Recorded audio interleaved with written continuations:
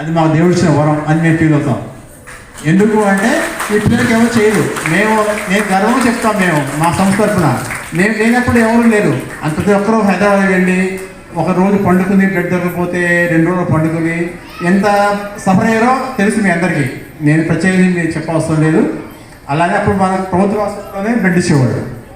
ఆ సమయంలో అక్కడ పీసీ ఇచ్చేవాళ్ళు, సెలమర్స్ ఇచ్చేవాళ్ళు కాదు ఆ టైంలో.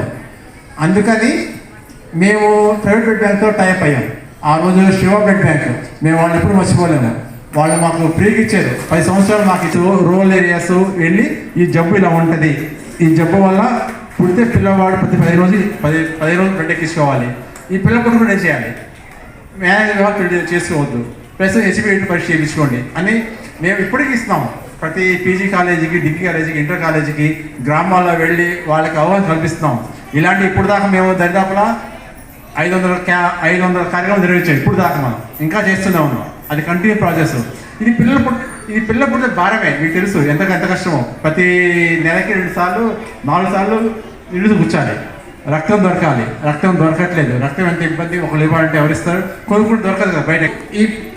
ఈ జబ్బు రాకుండా చేయాలంటే ముందు హెచ్బిఏ2 పరీక్ష చేయించుకోవాలి. హెచ్బిఏ2 ఎలక్ట్రోఫోరెసిస్. దీని మీద ప్రతి యువతకి అవగాహన కావాలి.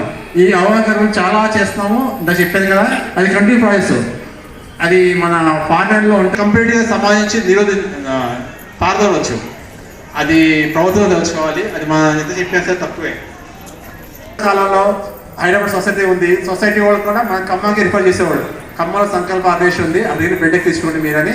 సొసైటీ వాళ్ళు, రెడ్ క్రాస్ వాళ్ళు హైదరాబాద్ నుంచి, మెదక్ నుంచి, ఇటు రాజమండ్రి నుంచి, ఏలూరు నుంచి, వైజాగ్ నుంచి, గుంటూరు నుంచి కూడా మన దగ్గర వచ్చారు. మన ఎవరిని కూడా ఎప్పుడు కూడా బిడ్డ లేదు, ఎవరు చెప్పలేదు. తిరిగి బాలకృష్ణ సార్ అప్పుడు ఏసీపీగా ఉన్నారు. సార్ డాక్టర్ రాజ్ గారిని తీసుకొచ్చారు. మా గెస్ట్గా వచ్చారు. సార్ దాన్ని ఒకసారి మా పిల్లల్ని చూసిన తర్వాత నేను వస్తానమ్మా మీతో ట్రావెల్ చేస్తాను అని చెప్పిన తర్వాత ఆయనతో మేము ఇంటరాక్ట్ అవుతున్న సందర్భంలో మాకు అప్పట్లో సార్ ఒక పదవి నేర్పించారండి.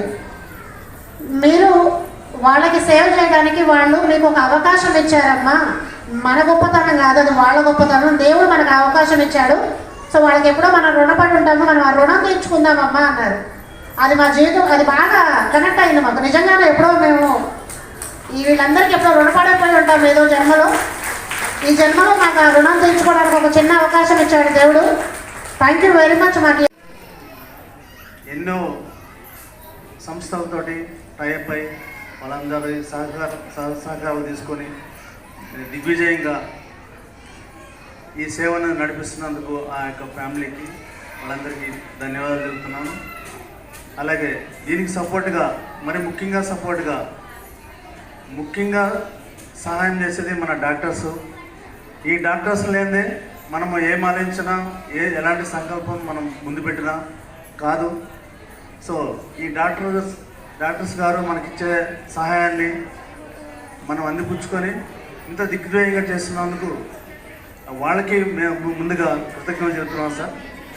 అలాగే 14 సంవత్సరాల క్రితము స్టార్ట్ చేసినప్పుడు కూడా నేను ఉన్నాను ఇక్కడే. ఆ టైంలో అనిత గారు ముందుకొచ్చి ఆమె స్టార్ట్ చేశారు. రవిచంద్ర గారు కూడా కొంచెం ఆయన ఉన్నారు కానీ అంతగా ఆయన పట్టించుకోలేదు. మేము ఉన్నాము కానీ ఒక 3-4 ఇయర్స్ తర్వాత ఇంకా స్టార్ట్ అయింది. ఆ 3-4 ఇయర్స్ నుంచి కూడా మేము వెన్నంటే ఉండి మా పోలీస్ డిపార్ట్మెంట్ తరపు నుంచి ఏమి హెల్ప్ కావాలన్నా చేస్తున్నాము. ఇప్పుడు నేను జిల్లా అడిషనల్ డీసీపీ ప్రిన్సిపల్గా, పోలీస్ ట్రైనింగ్ ప్రిన్సిపల్గా చేస్తున్నాను. ఇప్పుడు నేను డిపార్ట్మెంట్గా మాట్లాడేదానికంటే మన సంకల్ప స్వచ్ఛంద సేవా సంస్థ నుంచి నేను ఒక సేవకునిగా మీతో మాట్లాడడానికి యాక్చువల్గా వచ్చాను.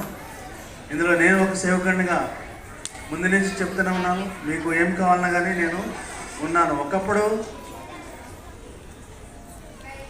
మన పోలియో వ్యాధి ఎలా ఉన్నదో ఆ టీకా కంపల్సరీగా వేయించుకోవాలి, ఎంత అవేర్నెస్ వచ్చిందో ఇప్పుడు ఆ పోలియో వ్యాధి వచ్చినా, ఒక్క కేసు వచ్చినా కానీ మనకి తెలిసిపోతుంది కదా సార్. ఒక్క కేసు వచ్చినా తెలిసిపోతుంది. సో ప్రపంచవ్యాప్తంగా మన దేశవ్యాప్తంగా పోలియో వ్యాధి ఎలా నిర్మూలమైందో అలాగే తలసేమియా వ్యాధి కూడా మనమందరం ప్రతి ఒక్కళ్ళు చేయి కలుపుకొని ప్రతి ఒక్కళ్ళు మనం ఏం చేయాలో ఆ హెల్ప్ చేస్తూ ముందుకు వెళ్తే ఖచ్చితంగా ఇది తలసేమియాని కూడా నిర్మూలన చేయొచ్చు. నేను నా దగ్గరికి చాలామంది అంటే నేను చేసే ఒకటి ఏంటంటే నా దగ్గరికి ఎవరైనా వెడ్డింగ్ కార్డు తీసుకొచ్చారనుకో ఎవరి రిలేషన్ ఉంటుంది అంటే ఫ్యామిలీ రిలేషన్. ఆ ఫ్యామిలీ రిలేషన్ అయితే ముందుగా ఒక చిన్న అడ్వైస్ ఇస్తాను, ఖచ్చితంగా చెప్తాను మీరు ఖచ్చితంగా చేయించుకోవాలి అని. చేయించుకున్నాకే మ్యారేజ్ చేయండి దయచేసి ప్లీజ్ అని చెప్తాను, రిక్వెస్ట్ చేస్తాను కూడా. వెడ్డింగ్ కార్డు ఎవరు తెచ్చినా కానీ చేస్తాను, ఆ ఒక్క మాట అయితే చెప్తాను నేను.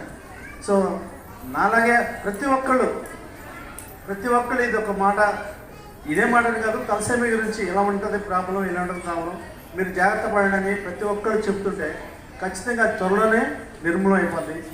ఈ యొక్క సత్యం సేవా సంస్థ సంకల్ప సేవా సంస్థ 14 ఏళ్ళైంది. ఇది ఇంకా నేను బ్రతికినంత కాలం ఈ సేవ చేస్తూనే ఉండాలి అని నేను కోరుకుంటున్నాను. అందులో నేను కూడా ఒక సేవకుడిగా ఉండాలని ఈ యొక్క అవకాశం ఇచ్చినందుకు రవిచంద్ర గారికి అనిత గారికి కృతజ్ఞతలు చెప్తున్నాం. ధన్యవాదాలు.